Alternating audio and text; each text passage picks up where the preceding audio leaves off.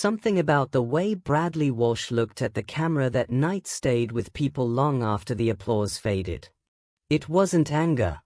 It wasn't bitterness.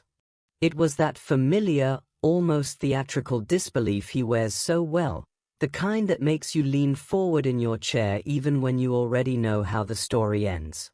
There he was, dressed sharply in black, seated beside the woman who has stood beside him for decades, while the name of another man rang out for the Entertainment Performance Award. Romesh Ranganathan took the BAFTA. Bradley Walsh, nominated for Beat the Chasers, did not. And in that split second the atmosphere in the socially distanced room seemed to tilt. He pulled his mask down, turned toward the lens, and delivered the line that would travel further than any formal acceptance speech, "I don't believe it." Then, as Romesh made his way to the stage, the playful heckling began. Later, once the winner's words were done, Bradley mouthed it again for the cameras, "It's a joke." Viewers noticed the timing of those words. They noticed the slight raise of the eyebrows, the half-smile that never quite left his face. It felt less like a sore loser and more like a man who has spent a lifetime turning everyday frustration into entertainment. Some people watching at home found themselves laughing out loud at the sheer cheek of it. Others felt a flicker of recognition, that quiet, private moment when the thing you hoped for slips away and the only decent response left is a wry shake of the head. But the evening was never only about the snub. Outside, on the red carpet, Donna Derby had already shifted the focus. In a black halterneck dress with gold and white detailing, hair swept up, she moved with the quiet confidence of someone who has spent years in the industry without needing constant spotlight. Many viewers online remarked on how rarely she appears at these events, and how completely she seemed to own the moment when she did. Bradley, walking beside her, looked every bit the proud husband. There was something almost protective in the way he stayed close, something soft in the glances they exchanged between photographs. It was the kind of partnership that doesn't need grand declarations. It simply sits there, solid, while the cameras flash. Inside the ceremony the contrast became even sharper. The glamour of the carpet gave way to the formal distance of the socially restricted seating. Yet when the result came, the two of them remained a unit.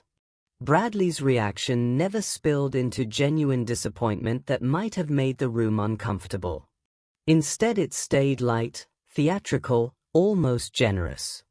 Romesh's quick, "Shut up, Bradley," from the stage only confirmed the tone. Two professionals who know the game well enough to rib each other in public without malice. What lingered for many was the way the moment revealed something about television itself. Awards nights are built on the idea that recognition matters. Yet the most memorable clip of the evening was not the winner's speech but the man who didn't win turning the loss into another performance. Viewers who have followed Bradley for years through The Chase, through Doctor Who, through the quieter family programs with his son, recognized the same instinct. He treats the camera like an old friend who can take a joke. That ease is rarer than people admit. Some watching felt the atmosphere change the instant the envelope opened. Others said they only really noticed Donna's presence later, when the photographs circulated and the comments filled with admiration for her elegance.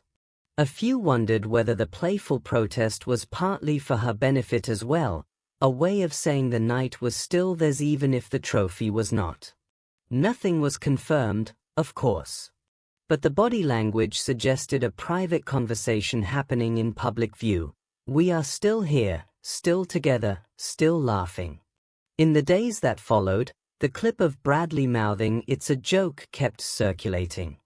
Not because the result itself was controversial, but because the reaction felt so completely in character. It reminded audiences why certain presenters last. They do not disappear when the result goes against them.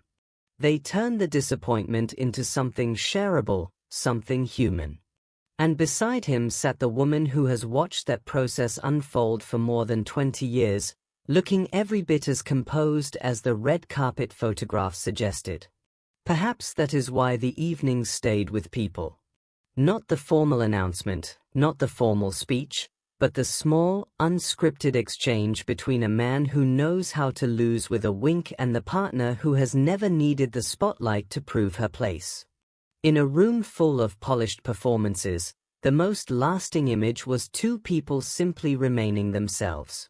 What did you notice first when you watched it back? The look he gave the camera, the way Donna carried herself on the carpet, or the quiet sense that some partnerships outlast any single award?